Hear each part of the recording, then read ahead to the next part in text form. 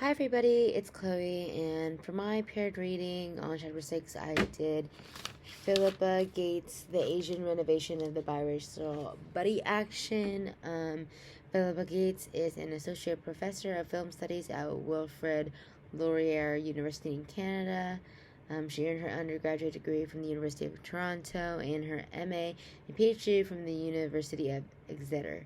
She talks about in this passage about how these buddy cop films that are biracial, they thematize transnational mediation between China and the Western world, and they kind of interact together, and it makes people more accustomed to Asian representation because not a lot was shown earlier back in like the 1980s and the 1990s.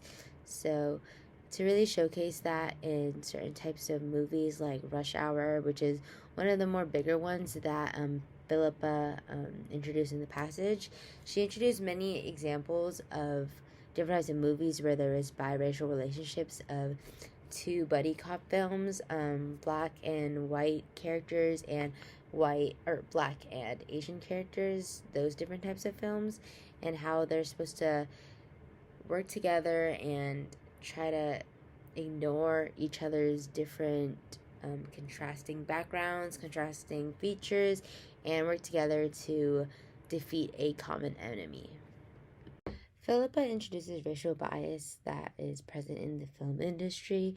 She shows how white people are more of the main characters and they have their plot lines as like the main storyline, but the more colored people are like the sidekicks, and they aren't as represented in the plot line as the white person is, and they're mostly used for like comedic relief or just there, like they don't really have like any significance to the plot line.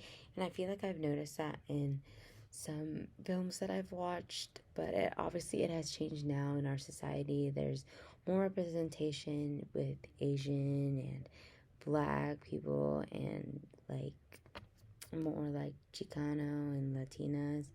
And like for example, there's more Asian focused films like Crazy Rich Asians, Shang-Chi.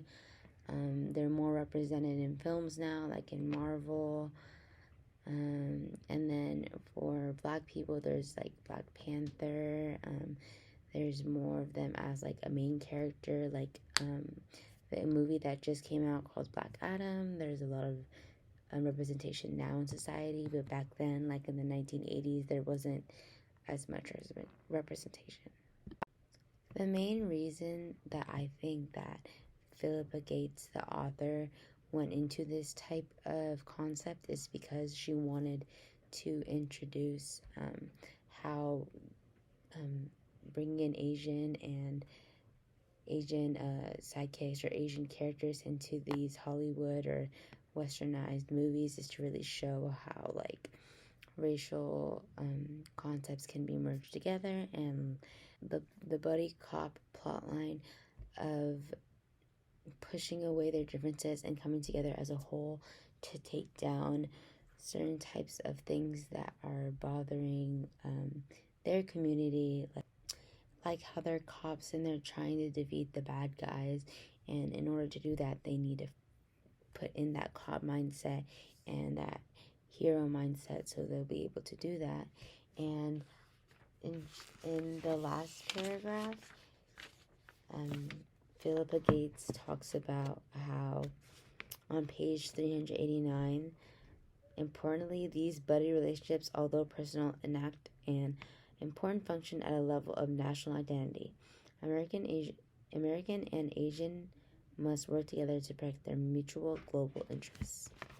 I really liked how she added that quote and how she related it to real life problems that are happening worldwide, and I like how she connected the film industry, the entertainment industry with real life political global issues.